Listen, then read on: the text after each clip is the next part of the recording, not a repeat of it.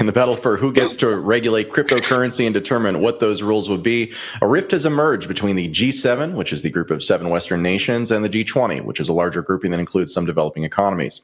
Specifically on the topic of stablecoins, the G-7 wants to allow the use of the asset class with what are likely to be some heavy controls, including how big they can get, while the G-20 would prefer that they effectively not exist, at least in legal form. The move here actually, and the disagreement actually makes a lot of sense. Essentially, every nation is concerned about privately issued stablecoins effectively stealing market share from their local currency monopolies. But the differences are on what would be the most effective way to protect their respective interests. The G7 is notably made up of nations with relatively strong rule of law and powerful regulatory bodies, so flexing those muscles is a viable path. In many developing nations, however, those institutions aren't as strong, and so they'd prefer that the tools simply be banned to avoid the possibility of even some legal capital flight. It is the latest volley in the long war of disruption being waged on these new technologies, and it's a reminder that there's effectively no international consensus on the topic, even at the highest levels of government. Will, what do you think about this? Am I overselling it? No, I think you're spot on. This is a really interesting piece, and it's probably something that's going to continue, especially as we get into countries that are not in the G7, not in the G20, but just in the developing countries worldwide, right? Like countries that are not really going to have a toehold on the national stage, countries people aren't really talking about, especially when it comes to developing countries. Why? Because a higher percentage of their international transactions are going to be composed of stablecoins over the next 10, 20 years. That's because, well, percentages, right? In the US, we have a GDP of like about $14+ trillion. So a market cap for stablecoins of around $100 to $200 billion isn't that big. Trading volumes for it is sizable, but not compared to some of the other capital markets out there. But if you look to a smaller country, the market cap for some of these stablecoins is going to be larger than their GDP. And if you're going to be actively using these stablecoins for moving money in and out of the country, well, that sort of sidesteps the government, which is trying to get a little bit of that tax every single time those coins or currencies move around. And then that's not even touching the monetary policy side of this, right? So a country is going to have its own central bank, or it's going to work with a consortium of different countries to have its own issued currency.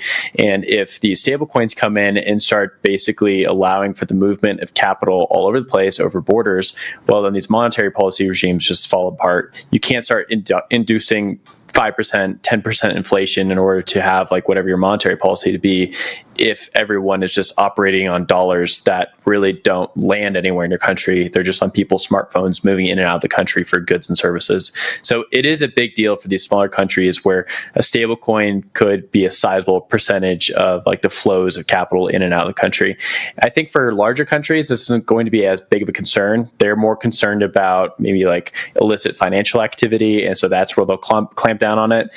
And that's probably where the disagreement will be on. A lot of these larger countries, they're not concerned about contagion from stablecoins as of now, and they probably won't be for quite a while. Maybe in 10, 20 years, if these stablecoin markets do get that big.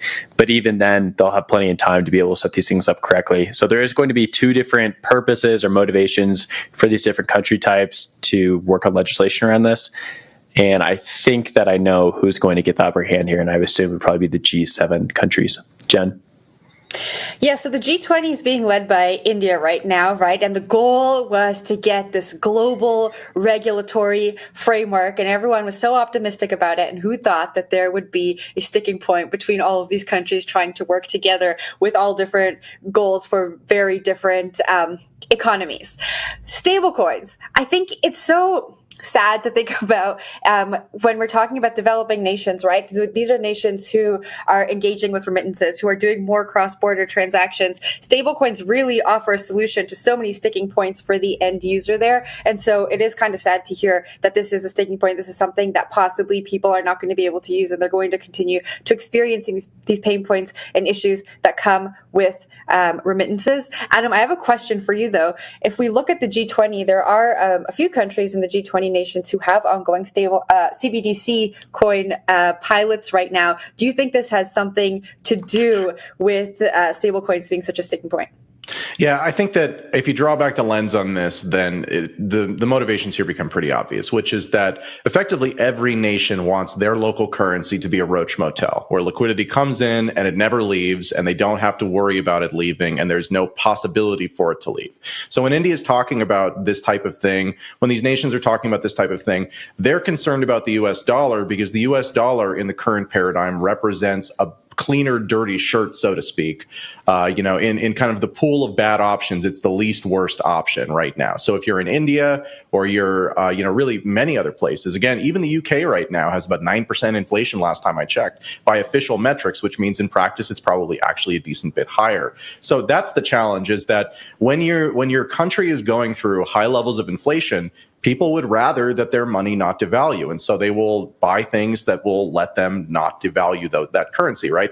To not lose that purchasing power. That can, in kind of worst case scenarios, be, hey, I'm literally going to just go buy a bunch of stuff, like buy a bunch of electric appliances, because at least those have utility. But the better option for people in those situations is to trade their currency for a currency that is less bad, effectively. Right now, that's the US dollar. So in the context of these discussions, we're talking about stablecoins primarily based on the US dollar and to a lesser extent based on the euro.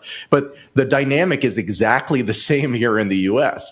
The US dollar isn't doing so hot either. Again, lost 99, 97% of its value over the last 100 years. I don't know the exact number off the top of my head, but it's a lot. And again, just over the last 10 years, the cost of things, again, the cost of buying a hamburger has gone up just ridiculous amounts. And that is something that's very noticeable. And that is the big concern, I think, about any sort of alternative. So when you look at something like Bitcoin that has characteristics of a currency, but it doesn't have the ability for a government to be like, hey, this is a roach motel, we're going to make it worse for you and you have no other options. That's where this kind of comes down to. So it's kind of turtles all the way down on this type of story, right? It's that everybody is afraid of there being a better option, which then allows people to escape the thing that they want to do to the money and then further kind of concentrates that into the country. So not surprising at all. And I don't think that we'll see any changes from this type of approach, but ultimately that's the dynamic.